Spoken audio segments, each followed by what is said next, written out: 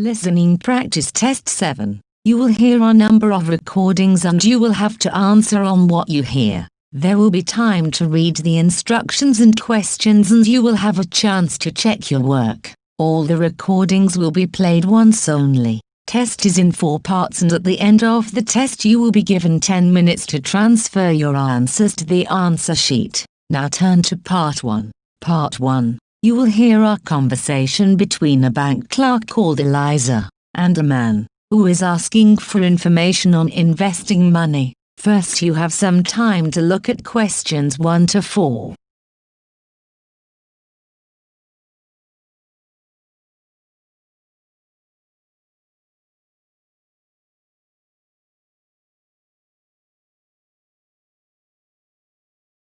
Now we shall begin. You should answer the questions as you listen, because you will not hear the recording a second time. Listen carefully and answer questions 1 to 4. This is Citibank. You're speaking with Eliza. How may I help you today? Hi, I'd like to ask a few questions about a term deposit. Certainly. Do you currently have any investments with us? Yes, I do, but my term deposit is due to mature soon, and I've come to find out my options for renewing and extending it. I'm considering a range of different investments, to be honest, but I wanted to begin with the simplest option. Well, before we begin, I just need to verify your ID. Can I have your name, please? Kevin Green, that's Green. Thank you, Kevin. Now, I just need to ask you a couple of security questions. What's your telephone number? 023605611. And your date of birth, please? 23rd of June 1965. Right, so I've got your account information in front of me. You've currently got $16,000 on a term of 160 days. That's at a rate of 2.45% per year. Okay, so what are my options? Can we start by looking at 1 and 2 year terms? We can do that. Let's see. Right, if we put it on the 1 year term, we can offer you a yearly return of 3.65%, and for 2 years it's 4.1%. Oh no. Hang on, we have a special deal on that term right now, at 3.85%. Okay, so what does that mean in dollars? Just one moment and I'll bring it up. Okay, so the total interest earned would be $657 over 1 year, and I'm just bringing up the 2-year figure for you. That's a total of $1,412 interest on maturity. Right, that's about a $700 difference. Yes, a bit more actually. Okay, a friend of mine told me he gets his term deposit interest paid into his account every month. Do you have a monthly interest option? Yes, actually, we do offer that on monthly term deposits, but only on investments of $12,000 or more. Before you hear the rest of the conversation, you have some time to look at questions 5 to 10.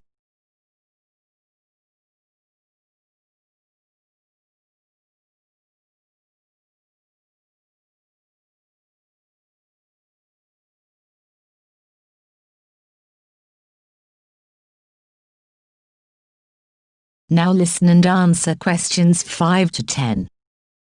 Can I ask if you've considered a PI as an alternative investment option? A PI? Yes, it stands for Personal Investment Entity. It's an investment trust. Your earnings tend to be higher than they are for a term deposit, because 23% is the maximum tax on those earnings. Okay, that sounds interesting. I've heard of those, but I've never really understood them. I thought they were called pies, and they always sounded like something you eat, but I'd sure like to get a bigger slice of my investment pie. Well, with a PIE, your investment return changes, depending on how much tax you normally pay. Oh, I see, according to my income bracket. Yes, that's right. For example, on a 2-year plan, if you're earning in the range between $48,001 to $70,000, at 30% tax, there's a 3.85% effective rate on PIE earnings. Okay, I'm actually on a 33% tax rate. Well, that's an even better return. If you're earning between $70,001 and $120,000, the effective interest rate is higher too. So let's have a look. For a 2-year investment, the rate actually goes up to 3.92%. Wow. Okay, so a PIE may be the better option, better than a term deposit I mean, and can I do that with an $18,000 investment? Yes, the minimum deposit for a PIE investment is $12,000. Okay, and are there any hidden charges? No, no fees at all for investing in a PIE. Well, that's good news. Oh, wait a minute. What about interest payment options? Is it the same as the term deposits? You have to have a minimum deposit to be eligible for monthly payments? Let me check the options here. Well, you'll be pleased to hear that there's actually more flexibility with PIEs than with term deposits. You can opt to have your interest paid every month, quarterly, 6-monthly or yearly. Okay, well that's given me something to think about. Would you like to apply today? No, I'll have to think about it. Thanks. Certainly, if you do decide to go ahead with it, applications are processed in 2 days as long as you have a bank account with us, which you do. You can apply on our website, by phone or pop into one of our branches. Great, thanks for your help. That is the end of part 1. You now have half a minute to check your answers.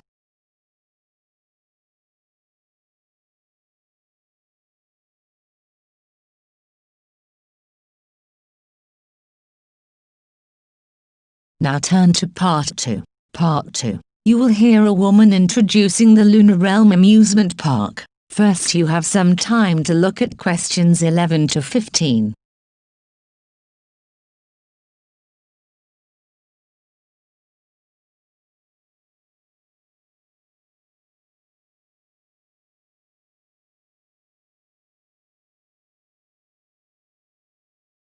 Listen carefully and answer questions 11 to 15.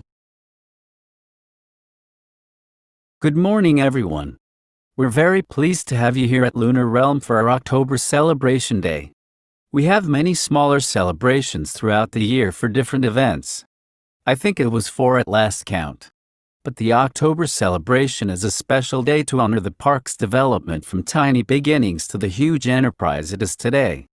It's our most significant annual event. Come into the visitor center now. Over here you can see a picture of the original park when it was under construction. The land was donated to the city in 1955 by the then mayor, Matthew Hardacre, but the park itself wasn't developed until 1989. And, you'll notice, it wasn't very big at that time. Then there was a huge growth in the 1990s, and we're still growing today. In the beginning, there were only a few small rides in the park. There were lots of other attractions in those days, including an adventure playground for younger kids. The kids loved the petting zoo with its farm animals. And in fact, that's the only attraction to have survived until now. We've still kept 2 of the original rides as an exhibit, but they're not in working order anymore. We're now one of the biggest amusement parks in the country. We've got an amazing range of amusement rides here, 43 in total this year. I think we're most famous for our roller coasters, aren't we? I guess you'll all have heard about the hurricane. That's our oldest and most famous one. Some of our visitors think it's not fast enough to be truly exciting. But we love it because it's the highest wooden roller coaster in the country. Then we have the Bobcat. That one's a bit gentler for our younger visitors. And for the truly adventurous, the Scream Machine hurls you upside down and backwards at huge speeds. It's too much for me. It's important to remember that all of our rides have age guidelines. And to help you, there's a color system. If the sign for a ride is black, it means it's suitable for all ages, although we do recommend that parents or older siblings go with very young children. Blue means that children younger than 14 can ride only if an adult accompanies them. And red, well, this means that you must be at least 110 centimeters tall to ride, regardless of age. We should say that no rides are really suitable for children younger than 18 months, but we do have a special section for parents with babies. Before you hear the rest of the talk, you have some time to look at questions 16 to 20.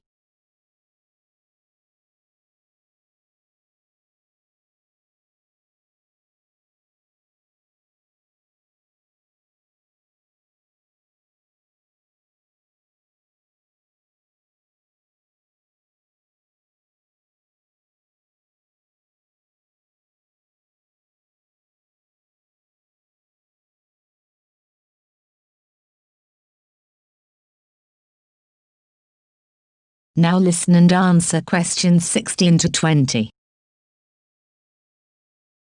Now, I'll tell you about the many options for food around the park. You can get a range of different cuisines, Italian, Chinese, and so on. All of that's in the food court, in the center of the park. But there are lots of other places as well.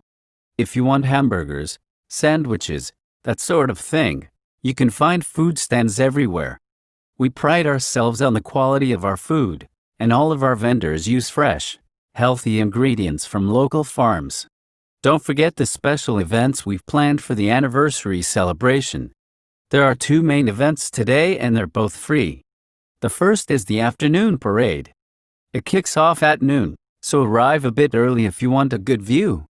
The best place to see it is along the main street. It's all organized by final year school students. You'll see some gymnastics and acrobatics, hear music from a marching band, and see some fantastic floats. The parade has become one of our feature events of the year. The second big event today is an evening concert, which takes place at our main amphitheater. The concert features singing and dancing, costumes and lights, and there's a different theme each year. This year the theme is Hollywood, and it's all about classic style and old films. The concert starts at 7 p.m., but try to arrive by 6:45. Now I know you're all eager to get out there and have fun, but before you go I'm just going to tell you some information about safety and security. If anyone needs medical attention, we have help available. You can see on this map that next to the visitor center, which is where we are now. Of course. Can you see this red dot? Yes.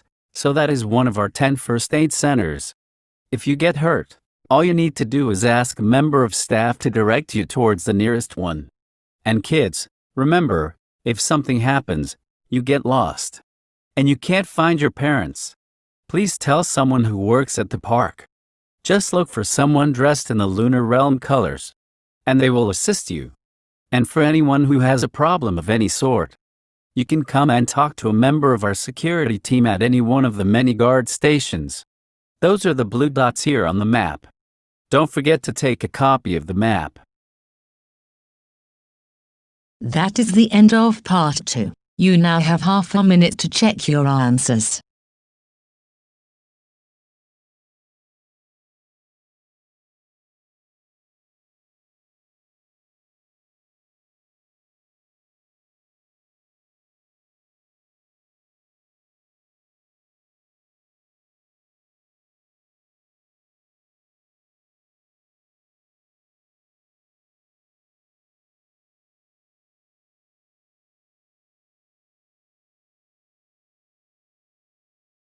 Now turn to part 3. Part 3.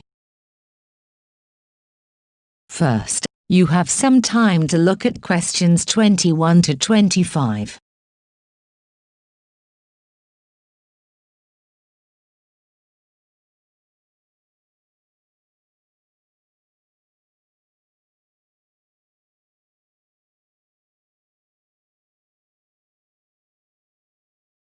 Now listen carefully and answer questions 21 to 25. Hi, David. Hi, Emma. How are you? Fine. I'm relieved to have done my presentation. I'm sure. How did it go? Oh, it was okay, in the end, but I was ever so nervous beforehand. It's silly, because I do know my stuff quite well. I must know those statistics inside out. But when you have to get each table of results to come up in the right order, it can make you nervous. It was my first time using the computerized projector, and I was sure I was going to get the controls wrong or something. And of course, that's not a good situation, if you know you've got to listen to questions carefully and be ready to answer quickly. But it was fine once you got going? Yes? I do feel that the standard of presentations could be improved in general. I think a lot of the lecturers agree with me, although I don't honestly know what they can be expected to do about it. Students need to appreciate the difference between style and content. Too many presentations are just a mass of detailed content, all very worthy, without any attempt to engage people's interest. Basic things, like looking at your audience's faces, seem to get forgotten, and that makes it harder to concentrate on the points made about the research itself. Yes, there are quite a few improvements I'd like to see. Take tutorials, for example. I feel they're often a missed opportunity. I come out not feeling sure about what I've learned. Week in, week out, I faithfully plow through the reading list, which is fair enough. But then the discussion doesn't seem to extract the main issues. It's frustrating. I know what you mean. Mind you, we have to take some responsibility ourselves. I actually got quite a lot from that skills workshop I went to on taking notes, and I'd like to make similar improvements in the next semester. The reading list we get has several websites each time, and I want to learn to navigate them around them more effectively. That sounds a good idea. Mind you, it means spending more time in the library. If you can get in. You mean because it's too crowded? It isn't big enough, is it? Well, I don't know. I mean, I like to work late in the evening, and it shuts before I want to finish. But I know you can access the catalog from a laptop. Which personally I haven't got. Actually, the problem for me is that I like to get up early and start work straight away. And they don't start until 9. I wish they'd change that. Look, we ought to start working out what to do next for our project. Yes, enough moaning.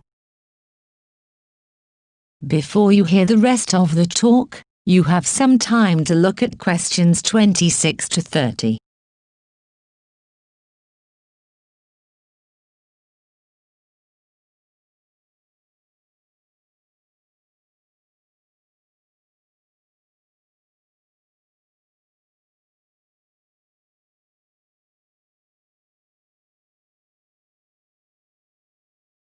Now listen carefully and answer questions 26 to 30.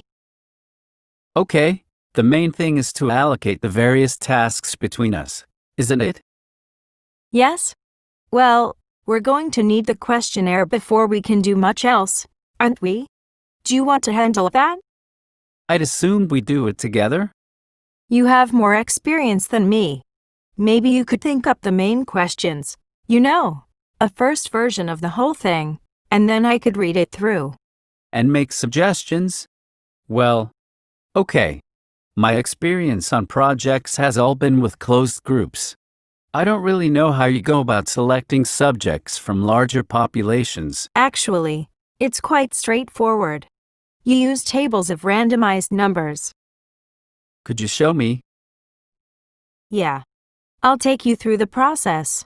That way, you'll learn, and I'll feel sure for having someone else there. Now, that brings us to the interviews themselves. Right.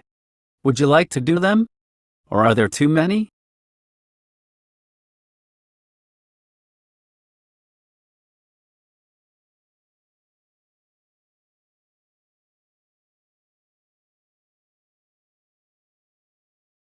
Well, your typing's pretty fast, isn't it? So, if you agree to handle the transcribing afterwards, I'm prepared to do the face-to-face stage. Does that sound fair? It does to me. But tell me if you find it takes longer than you thought. And vice versa. And when we get the results all together, they'll need to be run through statistics programs, won't they? That's where I always feel a bit unsure about which tests are the correct ones to choose.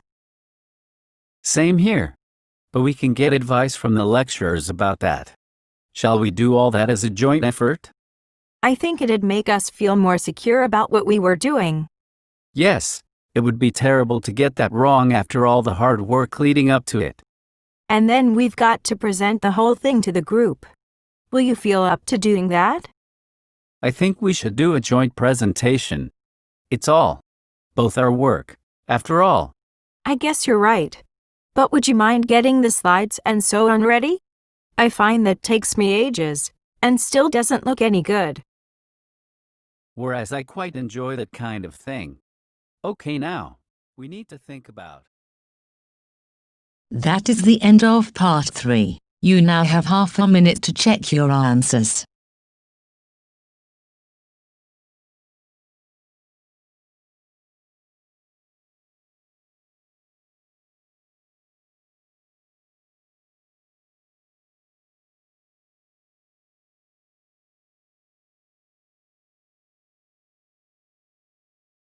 Now turn to part 4. Part 4. You have some time to look at questions 31 to 40.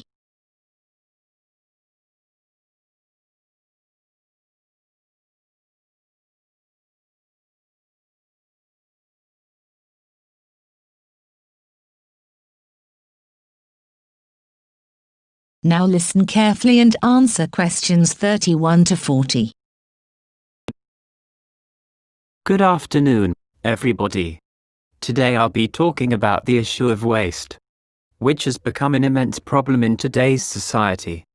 We face huge challenges in terms of reducing its creation in the first place and then in dealing with it when it has been created.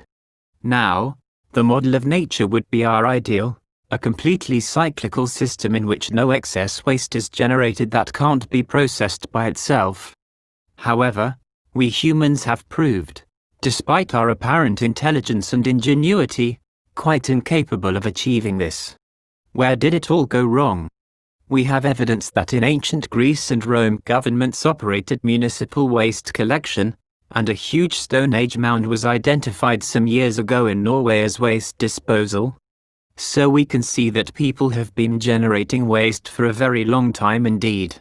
However, during the Dark Ages, sophisticated municipal waste processing disappeared. The medieval answer to waste was to throw it out of the window, but this waste, apart from broken pottery and a few metal objects, was largely organic.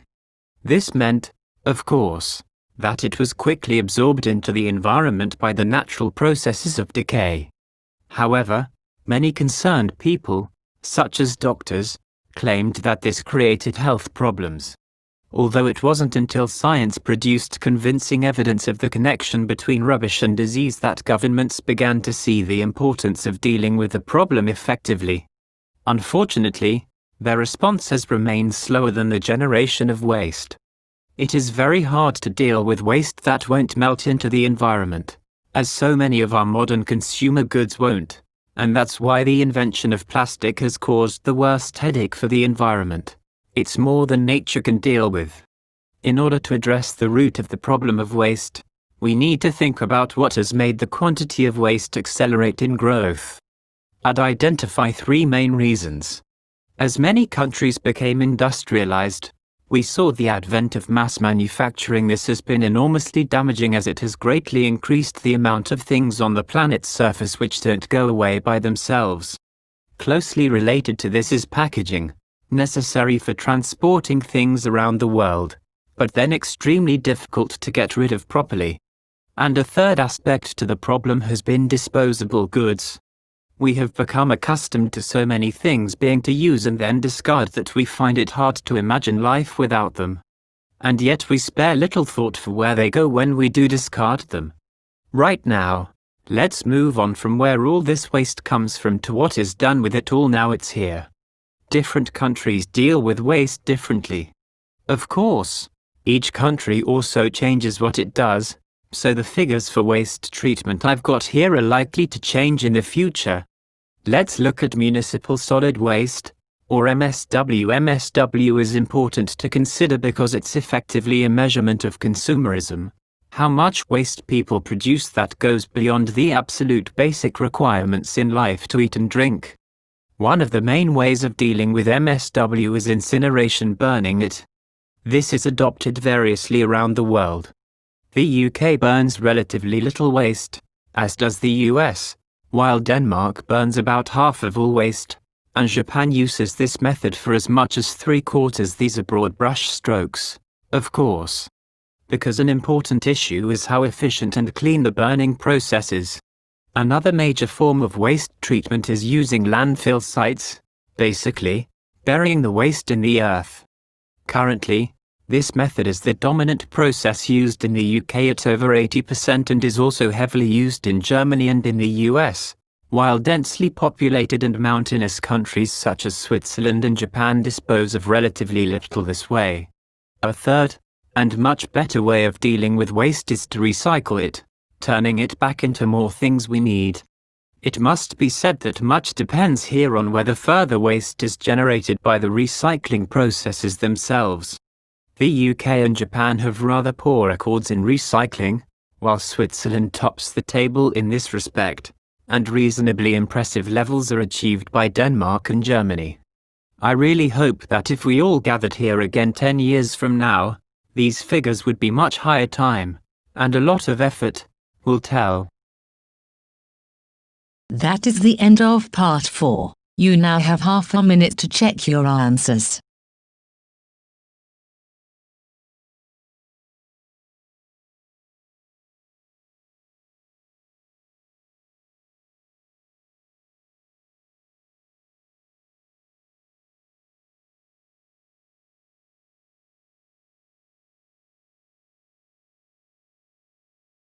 That is the end of the listening tests. You now have 10 minutes to transfer your answers to the listening answer sheet.